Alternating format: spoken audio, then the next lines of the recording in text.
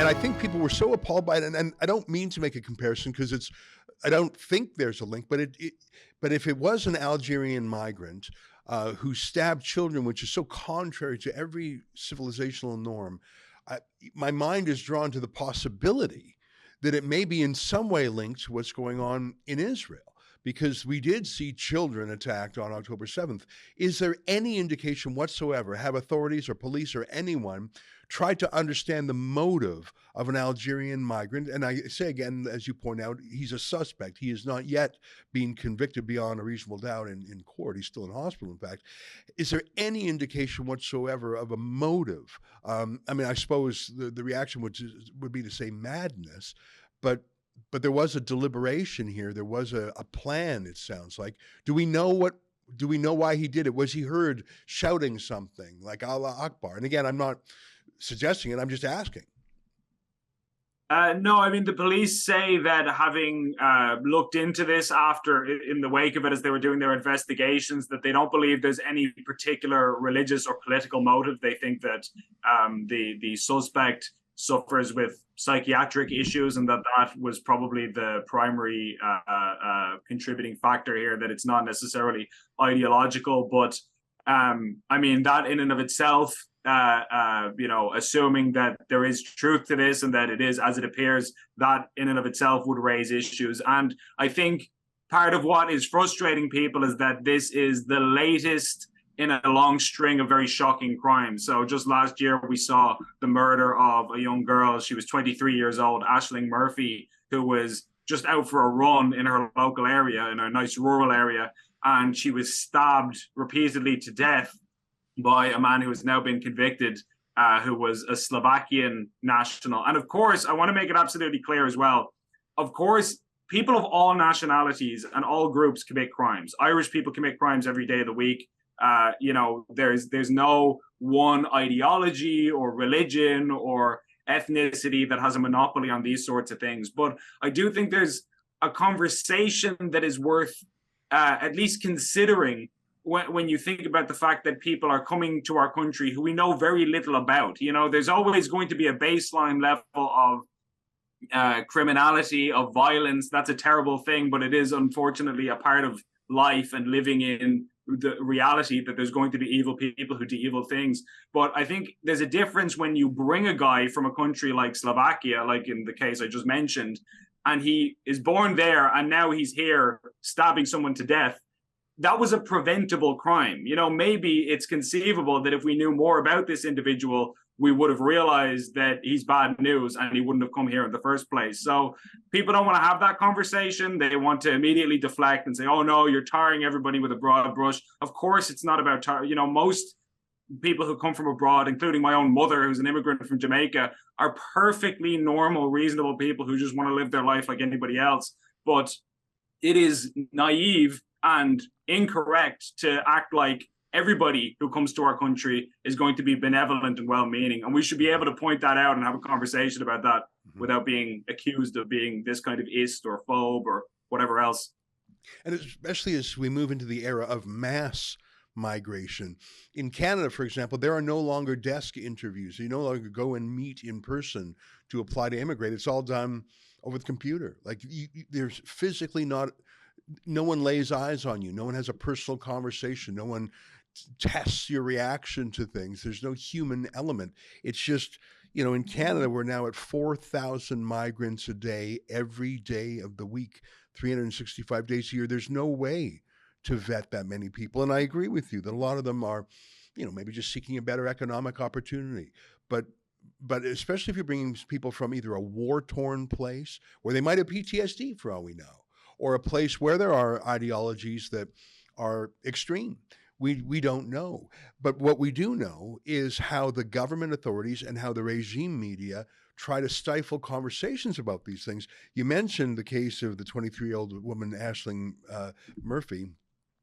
And in Ireland, it sounds like you have something we have here in Canada also, which is at sentencing, a victim impact statement where someone is allowed to say to the court, here's how this hurt me. I would like you, judge, to take this into consideration in the sentencing. At least that's how it works here in Canada. I understand that the murdered woman's boyfriend made some remarks, but because he referenced the issue that you and I are talking about, the immigration and who this person was, his victim impact statement was silenced and covered up. And I think we have a clip of some of Ireland's most official journalists saying, well, it's not helpful what this victim said, so we would rather silence the voice of the grieving boyfriend whose girlfriend was murdered, because what he said wasn't helpful to whom? Are you in the news business, or are you running some errands here? Here, we'll play a clip of what I know you've tongue-in-cheek called Ireland's top journalists, because they're sort of anti-journalists here. They're unreporting the case. Let's take a look. Kitty, I wonder, do you think the politicians and media ignore what others around the country said was the most significant part of Ryan Casey's victim impact statement? Ryan Casey, of course, was the boyfriend of the murdered teacher, Aisling Murphy. He prefaced his victim impact statement by saying his girlfriend's murderer had lived off the state without contributing to it for 10 years. And then he said, I feel like this country is no longer the country that Aisling and I grew up in and has officially lost its innocence when a crime of this magnitude could be perpetrated in broad daylight. We have to once and for all, he said, start putting the safety of not only Irish people, but everybody in this country who works hard, pays taxes, raises families, and overall contributes to society first. Those were very interesting comments, weren't they? Yeah, I mean, I think elements of them were not good, frankly. I think they were incitement to hatred, and I think that's why the media left out aspects of them. This was an extremely heartbroken and devastated young man who has lost the partner of his life, but the race and nationality of the man who perpetrated that awful violence on Aisling and murdered her is irrelevant. And I can understand, in the emotion and him feeling that, and he's entitled to his views. But I think the media has a responsibility to not report views that are incitement to hatred. And he is being held up as a hero of the far right now. So interesting, you may call them, but I complex, I suppose, is another word that you could use for them. I mean, I'm sure he would say they weren't meant to be incitement to hatred. Was it the right thing for the media to overlook them in those circumstances? I mean, was it an embarrassed overlooking of those comments, do you think? I don't think so. I think they were right to not include them. They were said they were. I don't think that they were helpful, and it's the kind of thing that the far right latches onto. That they latched onto the nationality of the man who attacked the children, and I'd love them to go down to the courts and report on all the white Irish men who are perpetrating violence on Irish and immigrant women every day in the court. They're not doing that. So the nationality, what the problem here is violence against women and children. It's not the nationality of the people who are perpetrating it. The problem is misogyny and hatred and entitlement to inflict violence on women and children. It's another related issue and ill in society, but it has nothing to do with race. I tell you, that's the most astonishing series of statements I ever heard. Ben, I was just jotting down notes. So she's telling the surviving victim, I don't know if you would call it a widower if they weren't yet married. She's telling him how to properly grieve.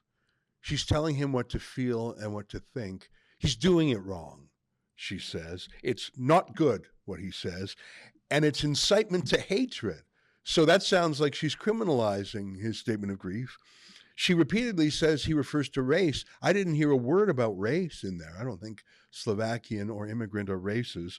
She called his comments irrelevant. Again, he should have consulted with her before having his feelings. She repeatedly said far right. I guess if your girlfriend is murdered and you object to it, that's far right. She said that journalists actually had a responsibility to not report. Like I said, anti-journalism or unjournalism. But she is against making race an issue, which the grieving widower didn't do. But she'll come up with her hated group, misogyny. So basically, this is just men, and the men are the ones we should probably be hating. I have seldom seen so many woke ideas jammed into a 3-minute statement as that, Ben. But I can see if that's what your regime media is like. Why gript.ie. And by the way, I'm a subscriber. I love it. I can see if that's what the regime media is talking about. Why Gript is just growing by leaps and bounds. Thank you for letting me react to that. Give me your thoughts on what we just saw. Who was that lady, by the way? That was on, it looked like it was on BBC Ireland. And who was that lady who was making those comments? Yes, there was the show was on BBC Northern Ireland, but the woman who was on, who they were interviewing, was Kitty Holland, who is the social affairs correspondent for the Irish Times, which is kind of Ireland's paper of record. It's very prestigious. It's a couple of 100 years old as a publication, so it's kind of viewed as almost the gold standard of media here. And what I found so remarkable about Ms. Holland's comments there was that while many people found it shocking, that video went extremely viral. It accrued millions of views when we posted the clip. The fact of the matter is, she's only saying out loud what most journalists in Ireland privately think, but they might just have a little bit more sense to not say it in public. You know, the fact that she would say, oh no, I think actually journalists have a responsibility to suppress information like this, that is in effect what the entire media ecosystem in Ireland did. Almost nobody actually reported. He gave a long statement to Ryan Casey, the boyfriend, and he touched on a lot of issues, and he very briefly mentioned the immigration issue. And he, as you say, he didn't mention anything about race. He didn't say anything offensive or unreasonable. He basically just asked the question, how is it that somebody can come to Ireland, not work, not contribute to society, be on welfare for their entire duration of staying here, and end up allowed to stay, being given permission by the state, despite the fact that they contribute nothing of value, and then ultimately go on to murder an innocent young girl who was just trying to live her life.